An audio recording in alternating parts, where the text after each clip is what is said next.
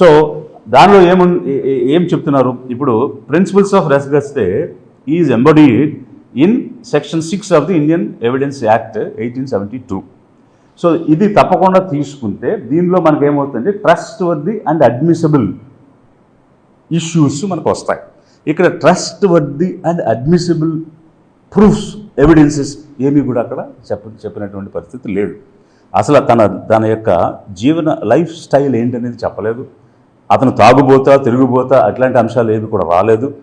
కానీ ఒక character assassination అనేది తాగి చనిపోయాడు అనేటువంటిది మాత్రం, అంటే పదే తాగాడు తూలాడు చనిపోయాడు, తాగాడు తూలాడు ఇదే చెప్తున్నారు తప్ప దానికి కొరాబరేటివ్ ఎవిడెన్సెస్ ఏవి కూడా ఎక్కడ కూడా ప్రీవియస్ హిస్టరీని బట్టి లైఫ్ స్టైల్ని బట్టి రెస్గస్తే అనేటువంటి దాన్ని మీరు కన్సిడరేషన్లోకి తీసుకోలేదు.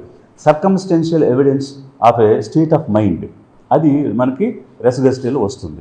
ఆ circumstantial evidence of state of mind గురించి ఎక్కడ కూడా మీరు చూపించినటువంటి పరిస్థితి లేదు. అలాగే ఇప్పుడు doctrine of principles of criminal investigation అనేటువంటిది కూడా ఉంది మనకి. నేను ఇప్పుడు అందులో ఉన్నటువంటి ప్రొవిజన్స్ కూడా నేను ఒకటని చెప్తాను. If law enforcement fails to prove who had the evidence at a specific time, the chain is considered broken. So ఎప్పుడైతే ఇది కనెక్టివిటీ మిస్ అయిందో, చైన్ బ్రేక్ అయింది అనేటువంటి పరిస్థితి ఒకటైతే, మనకి రెసిస్పా లాకిటర్ అనేటువంటి ఒక ప్రిన్సిపల్ ఉంది. అంటే ఫ్యాక్ట్స్ స్పీక్స్ ఫర్ దెమ్సెల్వ్స్, అంటే నిజాలు తానుగా తెలుస్తాయి చెప్తాయి. ఇక్కడ intact nature of the bike and helmet చాలా డౌట్స్ని క్వశ్చన్స్ని రైజ్ చేస్తుంది.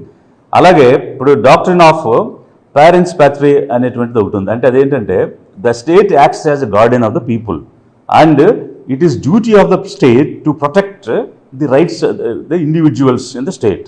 సో అలాంటి పరిస్థితిలో ఎస్పెషల్లీ సస్పిషియస్ డెత్స్ ఉన్నప్పుడు it's state's duty to properly investigate and bring out the facts.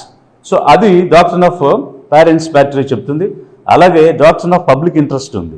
దీని ప్రకారంగా where there is a suspicious foul of play in deaths, concerned citizens or organisations can approach the court for seeking justice. అంతేకాకుండా doctrine of locus stand అనేది ఉంది. దీని ప్రకారం which allows non family members or organisations to seek intervention in the cases of suspicious deaths. అదేవిధంగా unexplained injuries strongly suggest external involvement in death. ఇవన్నీ కూడా మనకి doctrines and principles of criminal ఇన్వెస్టిగేషన్లో ఉన్నటువంటి అంశాలు. అంటే ఇక్కడ అన్ఎక్స్ప్లెయిన్డ్ ఇష్యూస్ ఈ సబ్జెక్ట్లో చాలా కనిపిస్తూ ఉన్నాయి. అవి ఎక్స్టర్నల్ ఇన్వాల్వ్మెంట్ ఉంది ఈ డెత్లో అని చెప్పడానికి మనకి ఇక్కడ కనిపిస్తున్నటువంటి అంశాలు. మరి ఇలాంటి సిచ్యువేషన్లో మీరేం చెప్పారు, యాక్సిడెంట్, అది కూడా సెల్ఫ్ యాక్సిడెంట్, ఎవరు గుద్దలేదన్నారు, ఎవరు తోయలేదన్నారు. మరి అలాంటప్పుడు సెల్ఫ్ యాక్సిడెంట్ జరిగింది. సెల్ఫ్ యాక్సిడెంట్ జరిగితే మరి ఇంపాక్ట్ స్టడీ ఏమైనా చేశారా? ఆ యాక్సిడెంట్ ఇంపాక్ట్ పారామీటర్స్ని స్టడీ చేసి ఏమైనా దానికి సంబంధించినటువంటి సైంటిఫిక్ ఎవిడెన్స్ని మీరు తీసుకొచ్చారా? చాలా సిస్టమేటిక్గా చెప్పాం, హై టెక్నాలజీ వాడడం, లేటెస్ట్ టెక్నాలజీ వాడడం, వెరీ గుడ్, వాడాలి. కానీ ఎక్కడ చూపించారు? ఫర్ ఎగ్జాంపుల్ బైక్ ఎలా పడింది? రైట్ సైడ్ పడింది. సో ఇప్పుడు ఇండియాలో డ్రైవింగ్ అనేటువంటిది ఎలా జరుగుతుంది? మనం లెఫ్ట్ సైడ్ వెళ్తాం, మన క్యారేజ్ వేస్ అన్నీ కూడా లెఫ్ట్ సైడ్ ఉంటాయి. సో ఎప్పుడు కూడా ఇండియాలో జరిగినటువంటి బైక్ యాక్సిడెంట్స్ కనుక మీరు పరిశీలన చేస్తే అది లెఫ్ట్ సైడ్ పడుతుంది, రైట్ సైడ్ పడదు. ఎందుకంటే మన వెహికల్స్ అన్నీ కూడా డిజైన్ అయ్యి ఉన్నాయి. అదే అమెరికా, యూరోప్ లాంటి దేశాల్లో వాళ్ళు రైట్ సైడ్ క్యారేజ్ వేలో వెళ్తారు, మనం లెఫ్ట్ సైడ్ క్యారేజ్ వేలో వెళ్తాం. వెయిట్ లెఫ్ట్ సైడ్ ఉంటుంది. మీరు చెప్పినట్టుగా బైక్ గాల్లోకి ఎగిరిన బైక్ అంటే నీరు పల్ల మెరుగు నిజం దేవుడు ఎరుగు. సో నీరు ఎప్పుడు పల్లానికి వెళ్తుందా, పైకి వెళ్తుందా? సో నీరు పల్లానికి వెళ్ళినట్టుగానే వెయిట్ ఎటు ఉంటే అటువైపు పడుతుంది. మరి లెఫ్ట్ సైడ్ ఉండే బైక్స్కి గాల్లోకి ఎగిరినప్పుడు తన బరువుకు తాను ఆ వైపు పడుతుంది, కానీ రైట్ సైడ్ ఎలా పడుతుంది? రెండవది, అది దానికి మడ్ గార్డ్స్ కూడా ఉన్నాయి. మరి ఆ మడ్ గార్డ్స్ బాడీ మొత్తం మీద బైక్ పడినప్పుడు ఎలాంటి ఇంపాక్ట్ క్రియేట్ చేయలేదు ఆ బాడీ మీద. ఏ రకమైనటువంటి మడ్ గార్డ్ ఇంజురీస్ కూడా అక్కడేమో కనిపించడం లేదు. హెల్మెట్ ఏమో ఇంటాక్ట్గా ఉంది, గ్లాసెస్ ఇంటాక్ట్గా ఉన్నాయి. మాస్క్ ఫస్ట్ మినిట్ నుంచి లాస్ట్ మినిట్ వరకు ఉన్న మాస్క్ చిన్న గీత కూడా పడలేదు, చిన్న చినుగు కూడా లేదు. మరి ఏ విధంగా చెరగకుండా యాజ్ ఇట్ ఈజ్గా అక్కడ పెట్టబడి ఉంది. మీరేమంటారు? బొక్కబారులుగా పడ్డారు, బైక్ ఎగిరి మీద పడింది. మరి బొక్కబారులుగా పడి ముఖానికి గాయాలైతే మరి ఇప్పుడు వెళ్ళకెల్లా ఉన్నాడు కదా, వెళ్ళకెల్లా ఉన్న వ్యక్తి మీద బైక్ ఎట్లా వచ్చి పడింది? ఈ ఈ ఈ రకమైనటువంటి స్టడీస్ ఏవి కూడా ఇంపాక్ట్ స్టడీస్ ఏమి చేయలేదు. ఇప్పుడు మనం ఫిజిక్స్ కానీ అరిథమెటిక్స్ కానీ చదువుకున్నటువంటి వాళ్ళందరికీ కూడా ఈ అంశాల మీద అవగాహన ఉంటుంది. అంటే బీకామ్ ఫిజిక్స్ కాదు, ప్రాపర్ ఫిజిక్స్ చదివినటువంటి వాళ్ళకి. సో దానిలో ఏం చెప్తుందంటే మనకి టైము, డిస్టెన్స్, వెలాసిటీ వీటన్నిటితో పాటు కొలిజన్, ఇంపాక్ట్ పారామీటర్స్ అనేటువంటి అంశాలు మనకు క్లియర్గా అర్థమవుతాయి. ఇప్పుడు ఇది కనుక ఒకసారి మీరు చూస్తే there is an angle of impact. So ఇక్కడ మనకి ఇప్పుడు ఐన్స్టీన్ థియరీ ఉంది, E=mc² అని. అలాగే ఇప్పుడు రూదర్ఫర్డ్స్ స్కాటరింగ్ అనేటువంటిది మనకి జనరల్గా న్యూక్లియర్ ఫిజిక్స్లోను అలాగే మెకానిక్స్లోను, క్లాసికల్ మెకానిక్స్లోను చెప్పేటువంటి అంశం ఇది. సో దీని ప్రకారంగా ఏ విధంగా అంటే ఇక్కడ రెండు రకాల హెడ్ ఆన్ కొల్యూజనా లేకపోతే ఒక ఆబ్జెక్ట్ని కొల్యూజనా? ఇక్కడ హెడ్ ఆన్ కొల్యూజన్ లేదు, వెళ్ళి ఒక ఆబ్జెక్ట్ని కొల్యూడ్ అవ్వడం జరిగింది. హెడ్ ఆన్ కొల్యూజన్లో ఇంపాక్ట్ పారామీటర్ 0 ఉంటుంది.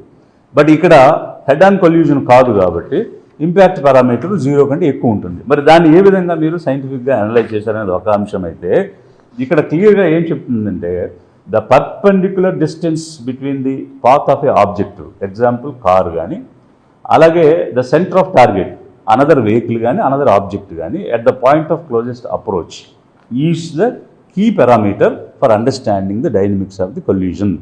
సో కొల్యూజన్ని అర్థం చేసుకోవడానికి కీ పారామీటర్ అది ఉంటుంది.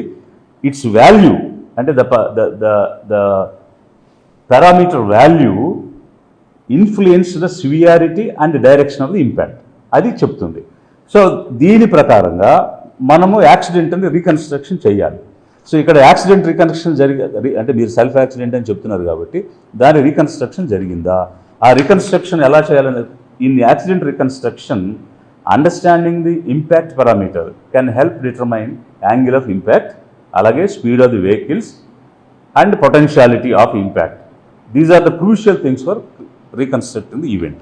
ఇవి రకరకాలైనటువంటి లాస్, సైన్స్ చెప్తున్నటువంటి పరిస్థితుల్లో మరి ఈ బైక్ బాడీ మీద పూర్తిగా బాడీ మీదే పడింది, అలాగే కాళ్ళ మీద కానీ అక్కడ కానీ పడలేదు. మరి ఇట్లాంటి సిచ్యువేషన్లో ఏ సైంటిఫిక్ ప్రిన్సిపల్ ప్రకారం జరిగినటువంటి యాక్సిడెంట్లో మనిషి వెలకిలా పడి దాని మీద బాడీ పడింది, మరి యాక్సిడెంట్ రీకన్స్ట్రక్షన్ అనేటువంటిది చూపించాలి కదా. మీరు సెల్ఫ్ యాక్సిడెంట్ అనేటువంటి దాన్ని పదే పదే చెప్తూ వచ్చారు, అది కూడా తాగి వచ్చారని చెప్తున్నారు. ఇక్కడ మొత్తం ఎంటైర్ జర్నీలో ఎక్కడా కూడా ప్రవీణ్ కుమార్ పగడాల గారికి సంబంధించినటువంటి ఫేస్ అయితే చూపించలేదు, పర్సన్ని ఐడెంటిఫై చేయటం అయితే జరగలేదు. అంతేకాకుండా మరి ఎవరు ఈ పర్సన్ అనుకోవాలి, మేబీ ప్రాక్సీ పర్సనా, మేబీ క్లోన్ పర్సనా, మేబీ ఇన్పర్సనేటా, లేకపోతే చూపించినటువంటి వీడియోలు ఏమైనా మిమిక్ చేయబడ్డాయా? ఎందుకనంటే అతను ప్రవీణ్ కుమార్ పగడాల అన్నదానికి ఎక్కడ కూడా నిదర్శనం లేదు, ఎవిడెన్స్ లేదు, ఫేస్ లేదు.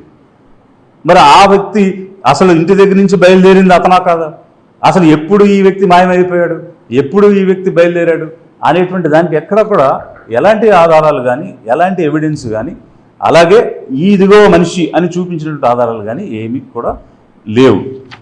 అసలు ఫండమెంటల్గా ఒక ప్రశ్న జనాలందరికీ ఎదురవుతుంది ఏంటంటే 20 రోజులు టైం తీసుకుని ఇన్వెస్టిగేషన్ చేసి కొత్తగా ఏమి చెప్పారు అనేది ఎదురవుతున్నటువంటి ప్రశ్న. ఎందుకనంటే ఈరోజు మీరు చూపించినటువంటి వీడియోస్ కానీ మీరు చెప్తున్నటువంటి విజువల్స్ కానీ ఇవన్నీ పబ్లిక్ ఆల్రెడీ చూసేశారు, వైరల్ అయిపోయినాయి, మన 2 రాష్ట్రాల్లోనూ వైరల్ అయిపోయినాయి. సో సోషల్ మీడియాలో వైరల్ అయిపోయిన వీడియోలు ఉన్నాయి అని పత్రికా విలేకరులు మిమ్మల్ని ప్రశ్నించినప్పుడు మేము ఏ విజువల్స్ అయితే చెప్పామో అవి నిజం కానీ అవేవి నిజం కాదని ఆ రోజు మీరే చెప్పారు.